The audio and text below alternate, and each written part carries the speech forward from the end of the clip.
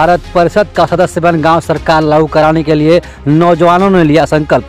नौजवानों जागो, अपने हक अधिकार की लड़ाई के लिए तैयार हो जाओ और गांव सरकार लागू कराओ। बेचू यादव।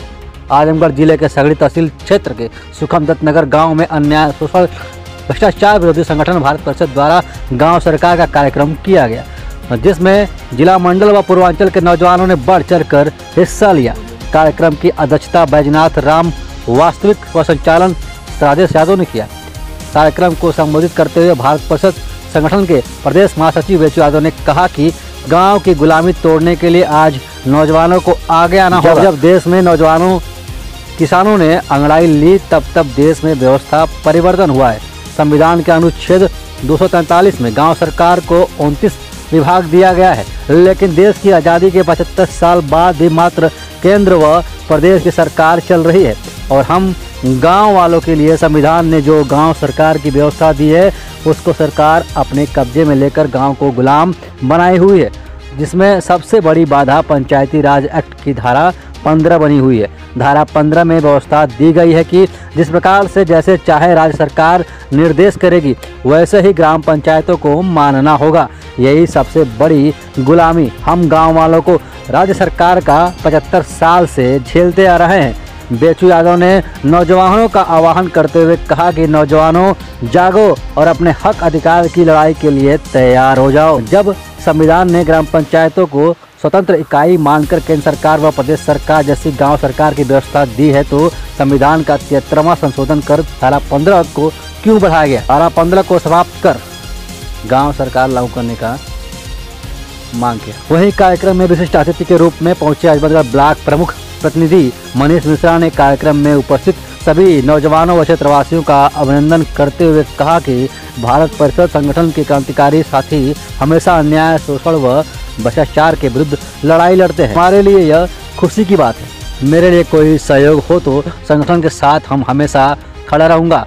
श्री मिश्रा ने अपने ब्लॉक प्रमुख कार्यकाल के मात्र 3 महीने की उपलब्धियों में बताया कि पूरे आजमगढ़ ब्लॉक के जिस गांव में जाएंगे नाली खड़ंजा का कार्य चल रहा है। आप जिस गांव में जाएंगे वहां कहीं न कहीं बनता हुआ नजर आएगा। हमारा उद्देश्य अपने विकास खंड को विकास में सबसे अग्रणी करना है। उन्होंने जनता से अपील किया कि बिना किसी भेदभाव के साथ अपनी समस्या मुझसे कह सकते हैं। मैं यथासंभव आप सभी की मदद के लिए तैयार रहूंगा। इस दौरान भारत परिषद संगठन के जिला अध्यक्ष व सेठा कोली प्रधान उमेश यादव ने गांव सरकार पर चर्चा करते हुए कहा कि आज पूरा सिस्टम ही भ्रष्टाचार की भेंट चढ़ चुका। कोई इंसान कितना भी ईमानदारी से काम करना चाहे लेकिन सिस्टम उसे करप्ट बना ही देता है। उन्होंने बताया कि आज गांव के विकास के लिए जो भी धन आता है उसमें नीचे से लेकर ऊपर तक सभी को कमीशन देना पड़ता है और जो कमीशन नहीं देता है उसके काम को रोक दिया जाता है और उसे परेशान किया जाता है। जब नीचे से लेकर ऊपर तक सभी करप्ट हैं तो आखिर हम शिकायत किससे करें? लेकिन गांव सरकार बनने के बाद यह भ्रष्टाचार बिल्कुल खत्म हो जाएगा।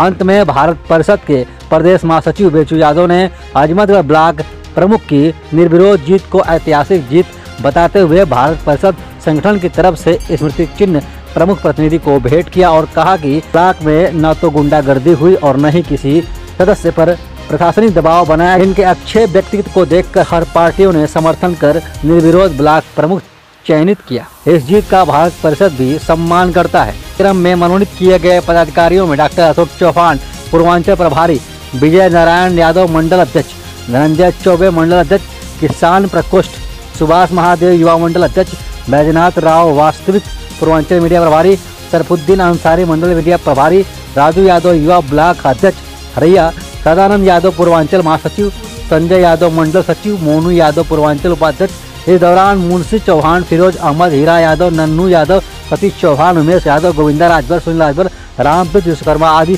सैकड़ों लोग मौजूद रहे। मैं एक समाजसेवी संगठन भारत परिषद का प्रदेश महासचिव हूँ।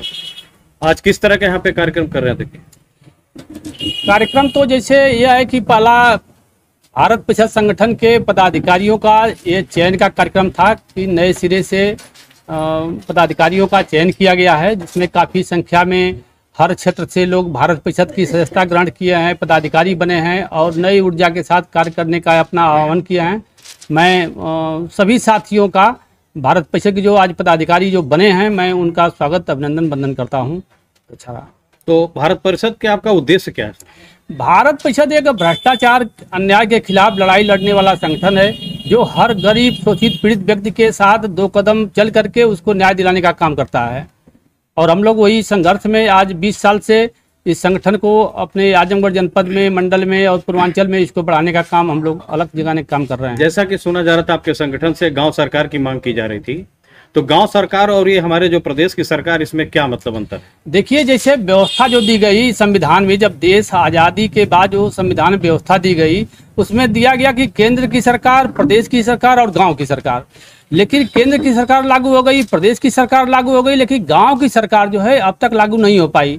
और गांव की सरकार के लिए कोई भी पार्टी या कोई भी नेता हमारा जो है आज तक कोई आवाज़ नहीं उठाया।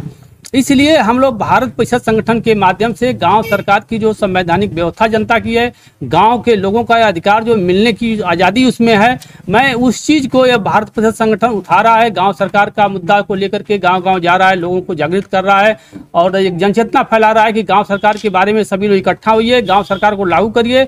जब हमारी गाँव सरकार लागू हो जाएगी तो गाँव में ही हमारी सारी सुख सुविधा हो जाएगी। उसमें गाँव में सेक्रेटरी हमारा रहेगा, उसमें दरोगा रहेगा, उसमें सिपाही रहेगा, लेखपाल रहेगा, कोर्ट बनेगी, थाना बनेगा, यानी सारी सुविधा जो है कि गांव में हो जाएगी।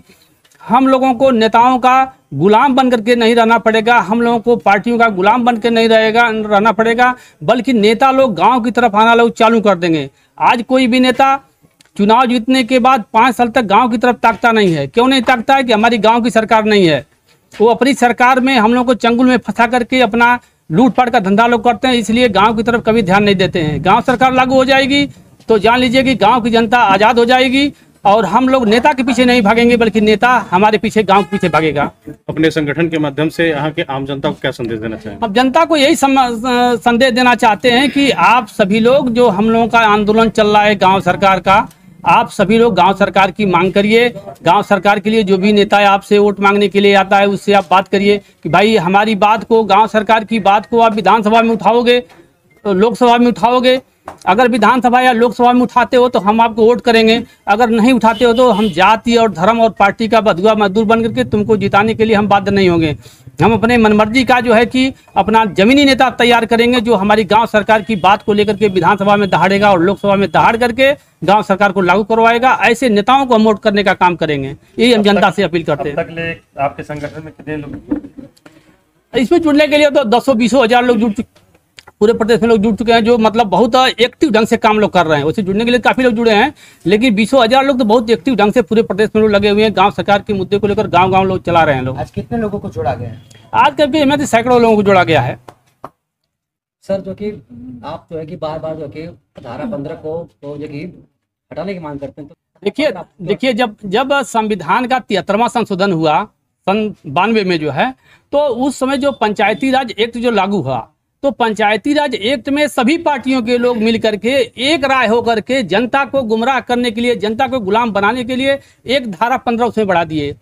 धारा 15 में यह व्यवस्था दे दी गई कि जो राज्य की सरकार जैसा निर्देश देगी वैसे ग्राम पंचायतों को मानना होगा, वैसे ग्राम पंचायतों को, ग्राम प्रधानों को कार्य करना होगा। आपको आज़ादी नहीं है, डायरेक्शन हमको कौन दे रहा है? हमको डायरेक्शन उत्तर प्रदेश सरकार दे रही है।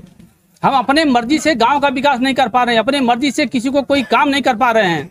हमको गुलाम बना करके यह प्रदेश की सरकार धारा 15 के प्रभाव से रोकी हुई है। उसी धारा 15 का हम लोग जगह जगह पुतला फूंक रहे हैं और नेताओं से, पार्टियों से मांग कर रहे हैं कि धारा 15 को समाप्त करो और संविधान में जो गांव सरकार की व्यवस्था दी गई है उसको आप लागू करो।